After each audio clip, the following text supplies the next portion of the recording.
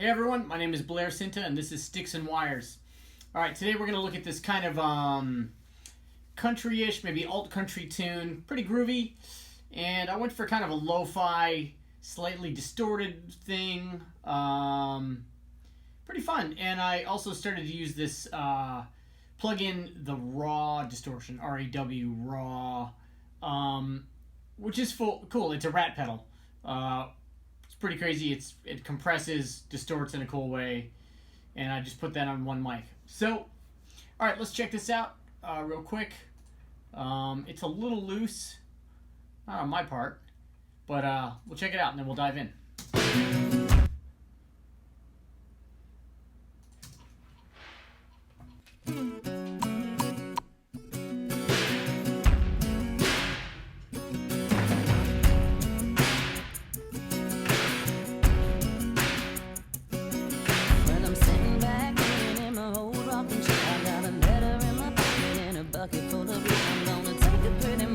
Before I make the turn, I'm gonna read it in my right mind or shed a single tear. Oh no, no, no, no. Everybody's leaving, everybody's staring. I'm alright with getting wet when the rain starts a pouring. So if you gotta move, then you move right along. I'ma stay in bed, gonna sing my sad song.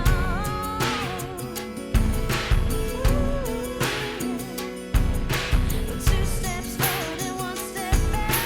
You better know the right way back. 'Cause what goes up must go down.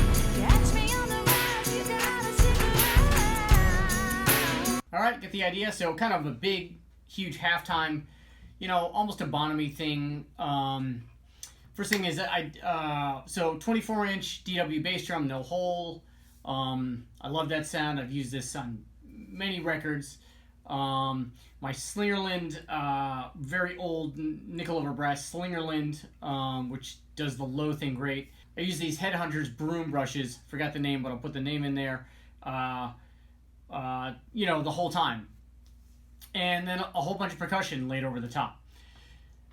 So by itself, okay, so let's listen without this auxiliary mic and without the raw on it here.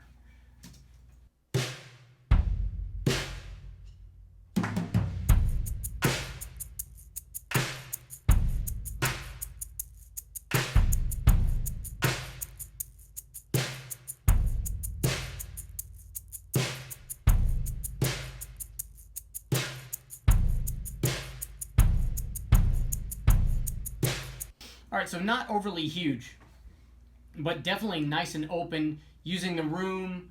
Obviously, that bass drum has a whole lot of character. Here's the room. It's compressed a little bit.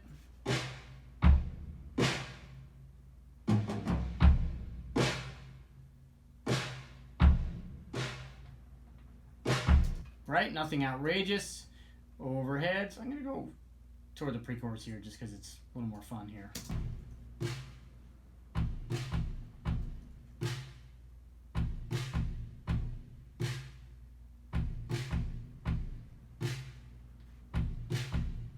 You can hear all those snares are nice and loose, so when you hit it with the brush, the snares are reacting, and it's not tight. It's giving some length to that sound. Mono overhead, which is the 414, and I'm putting this through my distressor a little bit at a 10-to-1, kind of like an LA2A type setting, but just barely touching it.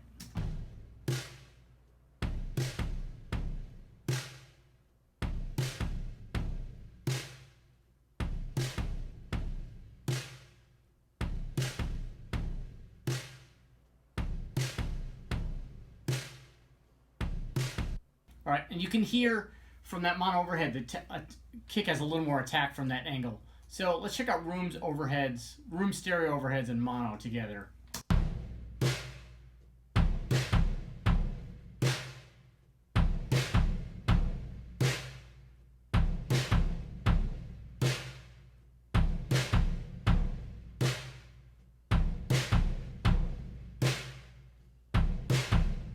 All right, that's a lot of our sound. Just the room, not a whole lot EQ going on. Okay, definitely boosting a lot of this, or not boosting, I should say. Definitely using a lot of this kick out mic um, in the sound, blending it in.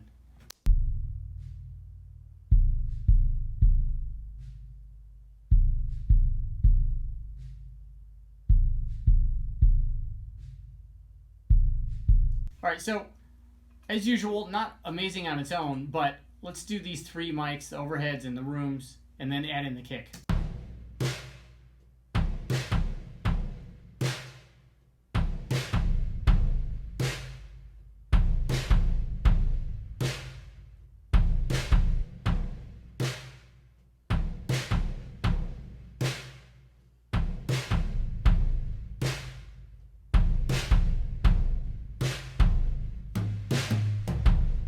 All right, adding a lot of low end to that sound. I did record the kick in, although it's not a kick in, it's an M88, but I'm muting that for the sound.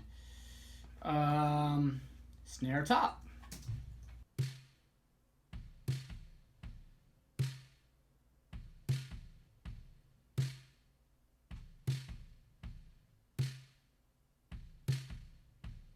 All right, so this drum is nice and beefy. You can see I'm bumping some low end here. Just trying to make it nice and fat. What is that? About 102 hertz at about 3 dB. And then, okay, bottom snare.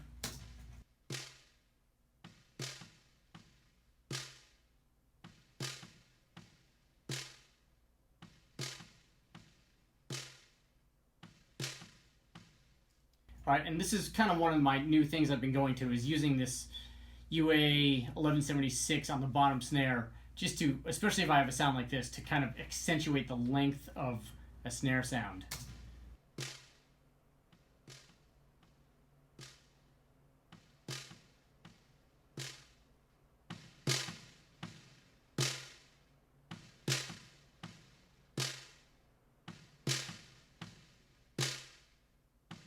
All right, so that's just helping catch the length of that snare, kind of a mid-level attack here, and a slow release.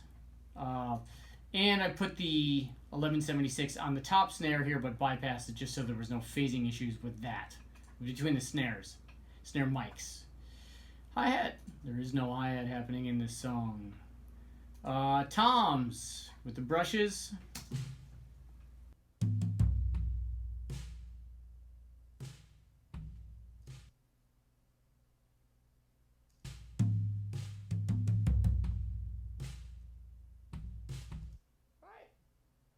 Some nice fat DW toms. They sound good. Okay, aux mic. Okay, so this is my 12 gauge mic, Omni, placed in the middle of the room, kind of facing up. So I'm not getting too much kick drum. I'm getting away from that a little, but definitely trying to encapsulate the room. Sounds like this, and then I put the raw plug-in on it.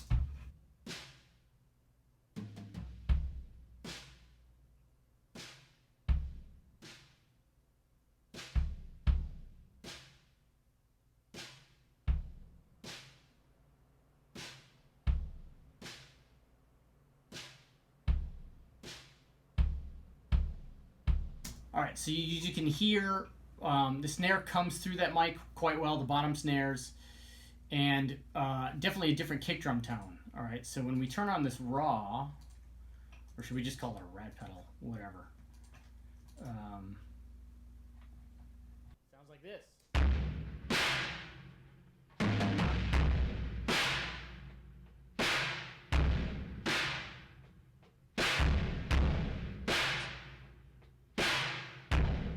Pretty great.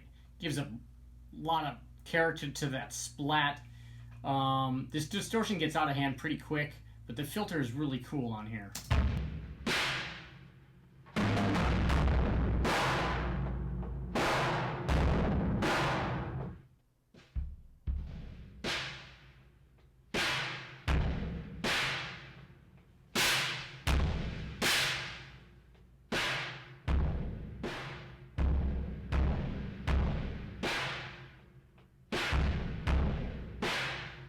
All right, so again, it's really taken that splat of the snare to a new dimension. And now let's listen to all this, and then I will add in this distorted mic to hear what it's doing.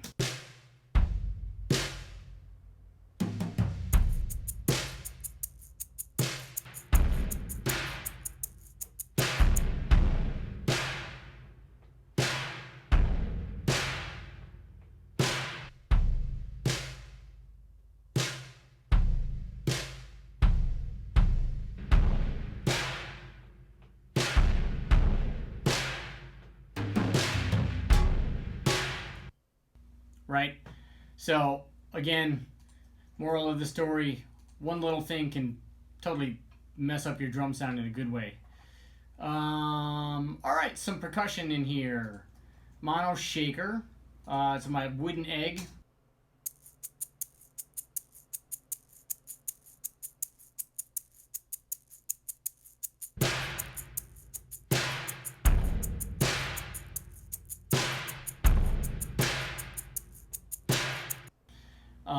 Claps on the backbeat. Alright, so if you get my newsletter, you would have gotten this one recently about how I'm layering claps these days. And what I do is I turn on stereo or mono mics, whatever. I clap for about 8 or 16 bars, and then I grab each individual clap and I put them onto new tracks. So in this case, there's 7 tracks of claps. And these have been condensed now so they look like one track. And then I just bounce them here.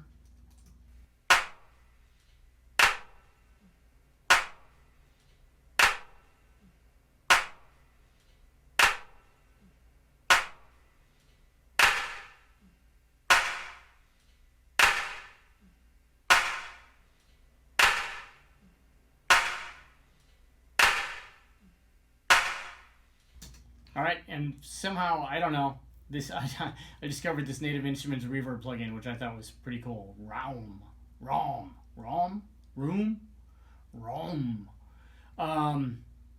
Yeah, so I don't know. I just saw it in there, pulled it up. I dig it. Tambourine. Okay, so 2 tambourines, 1 stereo in the chorus, and this is doing like a train beat in the chorus. So let's check that out. The main beat is still halftime, but then we add the tambourine, and it goes to the kind of train implied train beat.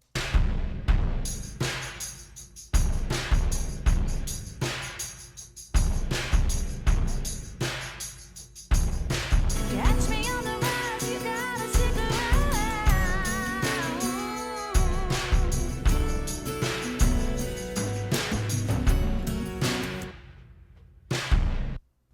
All right, makes sense. I wanted a train sound without going. I wanted a train beat without going to a train beat. I thought that would be a little abrupt, and I don't know. I always like halftime beats. So, but I wanted to imply the train beat. I decided to do it with the tambourine, stereo tambourine, and that plays nicely with this shaker.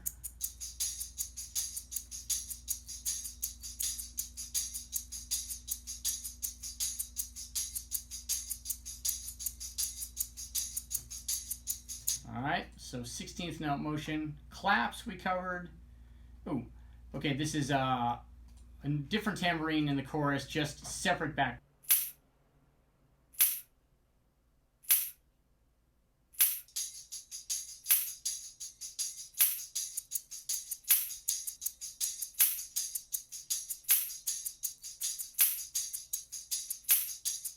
Okay, so totally different tonality, so I can keep it on 2 and 4 and add that with the snare. You know, tambourines can add so much great richness to your track, but also the different tonalities of tambourines. You know, it's really great to take advantage of those. And last but not least, I thought it would be fun to add a cowbell on here.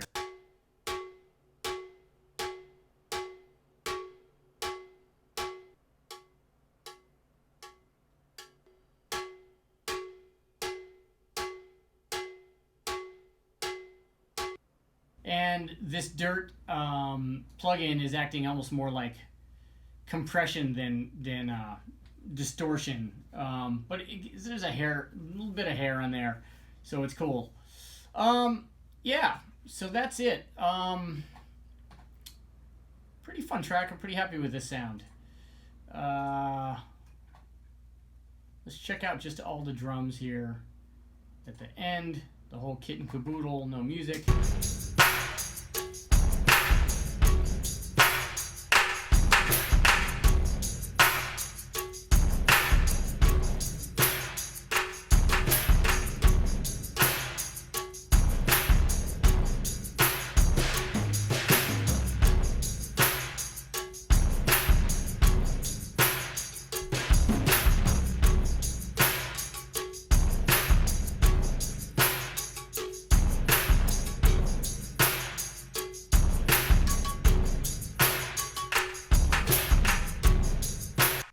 All right, that's it. So one last note, I was fighting the track, the timing a little bit on this one.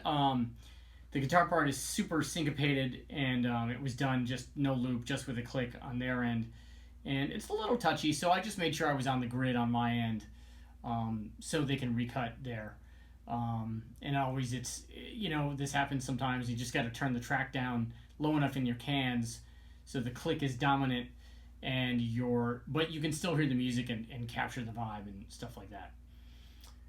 All right, so some alt country brush Bonhamy drums. That's it. Take care. Thanks.